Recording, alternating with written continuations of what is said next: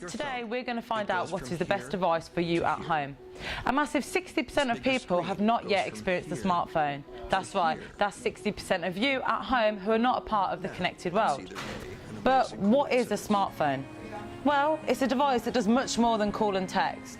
You can connect to the internet via 3 or 4G, access information from across the world at your very fingertips at any one time.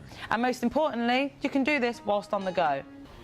There's several different operating systems. The main two that we're going to concentrate on today is Android and Apple. So Android is Google's operating system. Yep. So it's available on many different devices at the moment, not only Samsung, but Google basically has its own Play Store. Yeah. The Play Store is where you can purchase all your applications, get things like books, music, magazines, games, etc. It's actually a very simple system to use. The latest version of Android, 4.1, it's 4.2 is rolling out very soon. With Jelly Bean, when you have things saved on your screen called widgets, you can actually resize the widgets and you can transfer them to a memory card on most devices, depending on the handset that you have. I mean, obviously you've got one of the best-selling phones of 2012, the Samsung Galaxy S3 in your hand. Have you got any others with you today? I've got the S3 Mini, which is the newer version of the S3, smaller, like condensed version. Maybe for people that think this is too large or don't really need the power of the processor. Also got with me the Galaxy Note 2 as well. At the bottom of the screen you've got your main 5 applications. So you've got your phone there, so you can call, go straight into your dial pad. Got your messaging, got my internet. So if I click on my internet, for example. And this has a quad-core processor. It does indeed, yeah. It's got a quad-core processor. Basically, it means multitasking's no problem at all in this. And there's some features on the phone itself that give it that extra bit of multitasking. Well, just for example, of my little back key here, if I press and hold that back key, if you can see on the main screen, I get this little bar come up. Now, literally, I can grab something else, like YouTube, for example, and drag it onto my home screen. So right now, I've got my internet working at the top. I can still read that, and I can check something on YouTube at the same time. Oh, fantastic. Brilliant. If I want to take a copy of that screen, I'll just swipe my hand across, and it'll take a copy of that screen as well. Just screenshotted it, simple as that. That's it, and now I can attach that onto my Facebook, which we'll come to next. So if you look at Facebook, I've got an icon with my applications and Facebook sitting at the top here. If I click on that, my Facebook will open up. For people at home, what would you say is the selling point for this handset? Why is it that they should buy not only an Android handset, but preferably one of the Samsung products? Firstly, build quality is fantastic, and plus it's simplicity. It's designed for everyone to use, it's customisable, and the Play Store, makes it, apps are available for free, most of the apps. I don't really pay for any apps. Yeah, no, the majority of them are free. Which is great, and WhatsApp, Google. WhatsApp, etc., you don't have to pay for anything like that. Well, that's it, and two companies like Google, Samsung, put them together, you're on a winning streak there. We want to find out what's the best handset. Is it Android or is it Apple? Well, that depends on the consumer. So with Apple products, they're marketed at people who want a simplistic phone, and of course there's the novelty of having an iPhone now as well that people want. In terms of Android, their operating system is for people who want a bit more out of their device. It's a lot more flexible operating system. People who have Android phones prefer the free apps. So WhatsApp on Android phones is generally free, whereas on Apple products you're looking at paying 69p and for as well as similar applications. So we are joined by Sheikh Zaman, who is our area manager for Apple. Brilliant, thank you ever so much for joining us. No problem. So could you explain to me, please, how it is that Apple have the ability to get queues across the world time and time again after launch? Yeah, I mean, it's a big thing for us. We have a big cult following at Apple, no fault of our own, but our products are kind of made to be simple, and that's what people want, and that's why we have queues generally coming out of our stores. So what we focus on is benefits. We don't focus on features. We sit there and we go, okay, so there's a need for customers for this X, Y, and Z, and then we focus on building a product around that. Focus on what the majority of the public want. Simplicity, they want it to work, it's about practicality. That's why our product does well. Would you mind giving us like a little bit of a demonstration as to how you use, I mean, that's the iPhone 5 you got there, one of the best-selling phones at the moment. Yeah, I mean, the good thing about our phone is, the instruction manual doesn't come in the box. A lot of people say, oh, okay, where's the instruction manual gone? We made it very simple for you. If you have a problem, you don't know how a certain part of the aspect of the phone works, we have the instruction manual inbuilt to our web browser.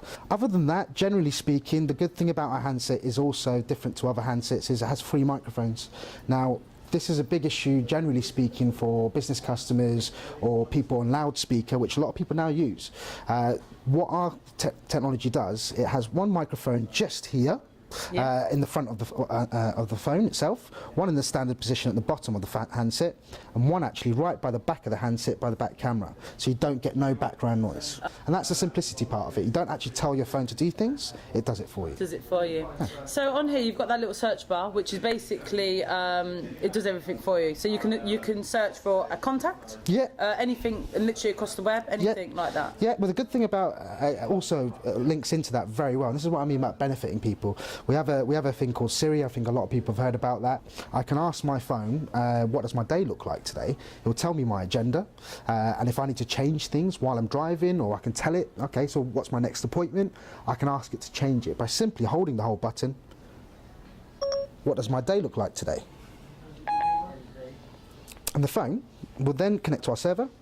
You have no more events today after your 14:30 event. But it's a nice way of managing your time. Another big benefit or wow factor is a lot of people use their phone as an alarm clock or anything like that, or they have lectures, for example, and they don't like a lot of time consuming for writing, and it's kind of a long list that they have to pull up with. It has a dictation function on the phone itself, so anywhere that the keyboard comes up, okay, you have a little microphone button at the bottom there, which is linked into the voice-activated system that I just told you about.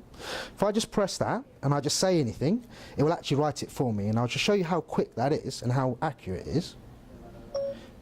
Mary had a little lamb, full stop, new line, smiley face.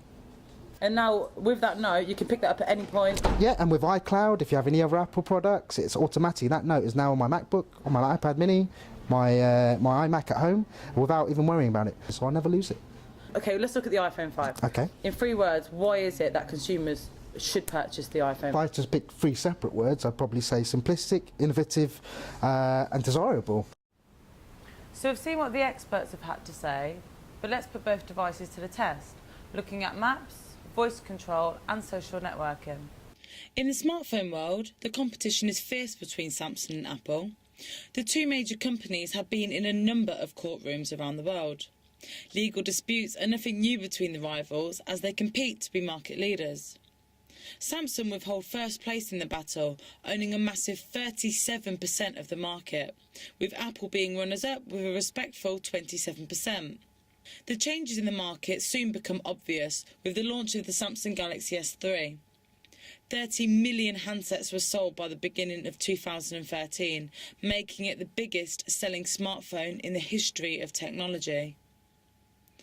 Apple's launch of the lightest, thinnest iPhone ever soon added impact.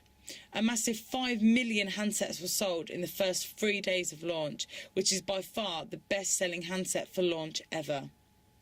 It's been completely redesigned to feature a new 4-inch Retina display and an Apple-designed A6 chip for fast performance. The iPhone 5 comes with iOS 6, featuring over 200 new features, including the all-new Maps app, new Siri features and Passbook. The Samsung Galaxy S3 now comes with 4.1 Jelly Bean, featuring Android Beam, making sharing photos and videos easier via NFC. Its voice control is somewhat similar to Siri, acting as a personal assistant. The devices were similar when road tested.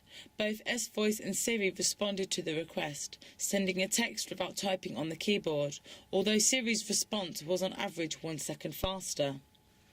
Social networking is of high demand, with 1 billion users on Facebook, an app that can be easily purchased through the Play Store and App Store. The S3 comes with Google's renowned Google Maps, pre-installed in the phone, of which consumers feel are far more reliable, after Apple's maps being untrustworthy and having lack of street knowledge at time of launch. The rivalry will definitely continue throughout 2013, but let's see which device consumers prefer. Are you an Android or an Apple? I'm definitely an Apple fan. It's just so much more easier to use and it's way more fun. I get a lot more out of it. Android, Why is that? just because the interface is easier to use. Android user. All the way? Yeah, all the way. 100%. 100%. Will it be Android or Apple? You decide. I'm Nadya Parker, reporting for Unique News.